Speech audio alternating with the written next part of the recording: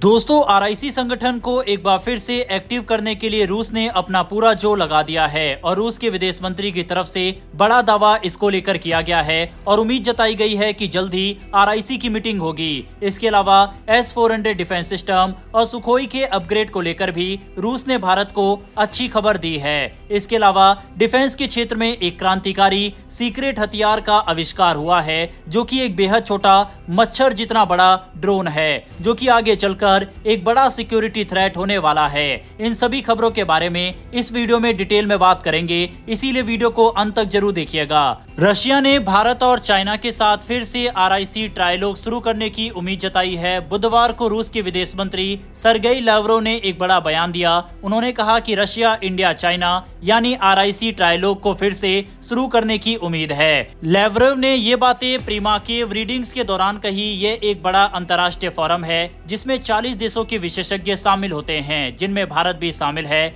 लावरेव ने कहा कि भारत और चीन के रिश्तों में कुछ सुधार के संकेत मिल रहे हैं और इसी वजह से आरआईसी की वापसी संभव है। उन्होंने भारत के साथ रूस के पर्टिकुलरली प्रिविलेज स्ट्रेटेजिक पार्टनरशिप को भी दोहराया। आरआईसी यानी रशिया, इंडिया और चाइना का एक ट्राइलैटरल मंच, जिसकी शुरुआत 1990 के दशक में हुई थी। इसकी कल्पना की थी रूस के पूर्व प्रधानमंत्री ने, जिनके नाम पर ही प्रीमा केव रीडिंग्स आयोजित होती है। आरआईसी का मकसद था कि ये तीन बड़ी ताकतें बिना किसी पश्चिमी दखल के एशियाई और वैश्विक मुद्दों पर आपसी संवाद करे और एक मजबूत भू राजनीतिक गठबंधन बनाए। सालों तक ये मीटिंग्स होती रही, लेकिन गलवान घटना के बाद ये थम गई। पिछले कुछ सालों से कोई बड़ी आरआईसी मीटिंग नहीं हुई, लेकिन अब लगता है कि हालात बदल रहे हैं। सिर्फ रूस ही नहीं, चीन के भारत में राजदूत ने भी कहा है बीजिंग और दिल्ली के रिश्ते बेहतर होंगे, यानी माहौल तैयार किया जा रहा है। कूटनीतिक बर्फ को पिघलाने की कोशिश की जा रही है। पिछले कुछ समय में देखें तो भारत और चीन के रिश्ते मजबूत होते दिखाई दिए हैं। भारत के एनएसए का चाइना दौरा,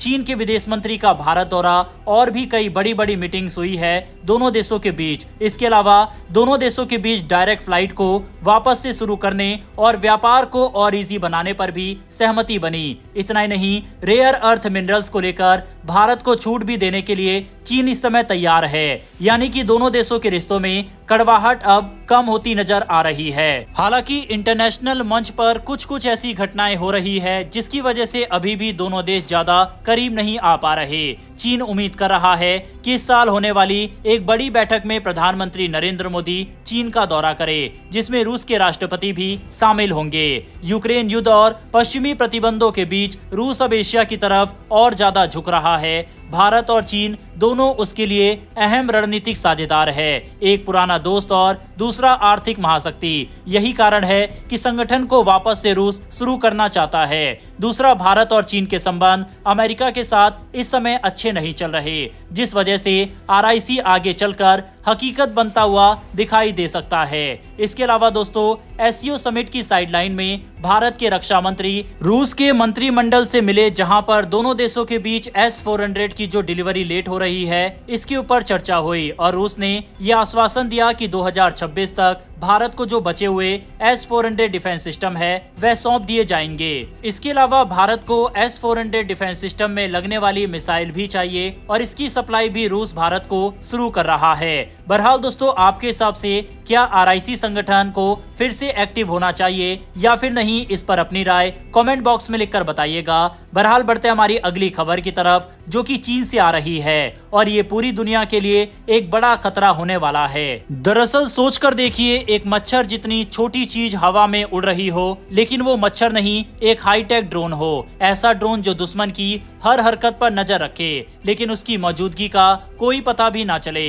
अब आप कहेंगे क्या ये कोई साइंस फिक्शन है? तो ऐसा नहीं है, ये एक हकीकत है। चीन ने अब एक ऐसा माइक्रो ड्रोन बना लिया है जो आकार में तो एक कीड़े जितना है, लेकिन इसकी ताकत है पूरी एक असली जासूसी यूनिट जितनी। इस चौंकाने वाली टेक्नोलॉजी को दुनिया के सामने पेश किया है चीन के national university of defence technology यानी NUDT ने। ये वही संस्था है जो चीन की सेनाओं के लिए एडवांस टेक्नोलॉजी तैयार करती है और सीधे सेंट्रल मिलिट्री कमीशन के तहत आती है। इस ड्रोन की पहली झलक चीन के मिलिट्री टीवी चैनल CCTV-7 पर दिखाई गई, जहां एक छात्र ने इस बेहद छोटे लेकिन घातक डिवाइस का डेमो दिया।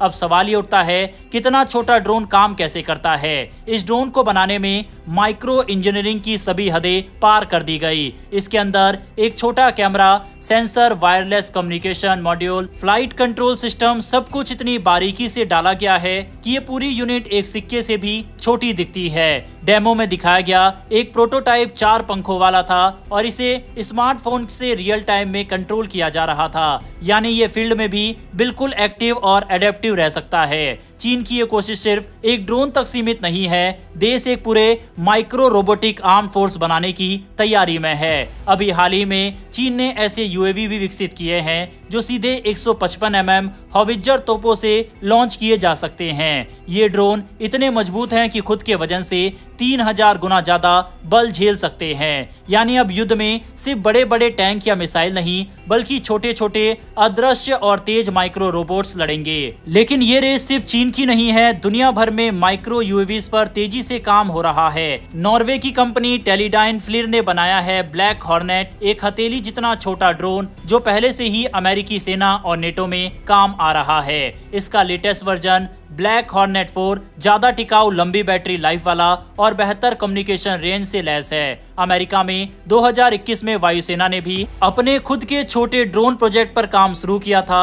हालांकि उसकी जानकारी पब्लिक डोमेन में बहुत सीमित है और हार्वर्ड यूनिवर्सिटी का रोबो-बी प्रोजेक्ट तो ऐसी हदें पार कर चुका है जहां ये माइक्रो रोबोट्स न सिर्फ उड़ सकते हैं बल्कि तैर सकते हैं और यहां तक कि दीवार पर टिक सकते हैं। सवाल उठता है कि क्या इस तरह का छोटा सा ड्रोन भारत के पास भी है जो कि जासूसी वगैरह में भारत की मदद कर सकता है? तो इसका जवाब है हाँ, भारत के पास भी मिनी ड्रोन है, लेकिन चीन के द्वारा जो ये ड्रोन बनाया गया है इसने तो सभी को हैरान कर दिया है। भारतीय ड्रोन की बात करें तो हैदराबाद स्थित जैन टेक्नोलॉजीज ने छोटे UAVs बनाए हैं जो निगरानी, सीमावर्ती क्षेत्र में गश्त और लक्ष्य पहचानने में काम आते हैं, जिसकी उड़ान की सीमा 30 से 40 मिनट है, रेंज 2 से 5 किलोमीटर। फीचर्स की बात करें तो HD camera, GPS, real time video feed, तेजी से लॉन्च करने की सुविधा। इसके अलावा आइडिया फोर्ज भारत की सबसे उन्नत ड्रोन टेक्नोलॉजी कंपनियों में से एक है। इसका नेत्र V सीरीज एक मिनी UAV है जो खास तौर पर भारत की सेना, BSF, NDRF और पुलिस फोर्स इस्तेमाल करती है। यानी कि भारत के पास भी इस तरह के छोटे ड्रोन मौजूद है, लेकिन चीन के द्वारा बनाए गए ड्रोन जितने छोटे आकार के ड्रोन भी भारत को विकसित करने की जरूरत है। अक्सर जब हमारे द्वारा चीन के इस तरह के हथियारों या फिर जासूसी ड्रोन के बारे में बताया जाता है तो अक्सर लोग सवाल करते हैं कि हम चीन की इतनी तारीफ क्यों करते हैं। तो इसका जवाब बहुत सिंपल है, हमें हमारे दुश्मन की ताकत के बारे में पता होना चाहिए जिससे हम उसके खिलाफ काउंटर मेजर तैयार कर सके। बहरहाल दोस्तों, आई होप आपको ये वीडियो पसंद आई हो। अगर आपको ये इन्फॉर्मेशन और वीडियो पसंद आई हो तो नीचे दिए गए सब्सक्राइब बटन को प्रेस कर बेल आइकन को दबा ले, जिससे हमारी आने वाली डेली डिफेंस और वर्ल्ड अफेयर से जुड़ी ऐसी वीडियो आप तक सबसे पहले पहुंच सके। फिर मिलेंगे ऐसी एक नई वीडियो के साथ। धन्यवाद। जय हिंद, जय भारत।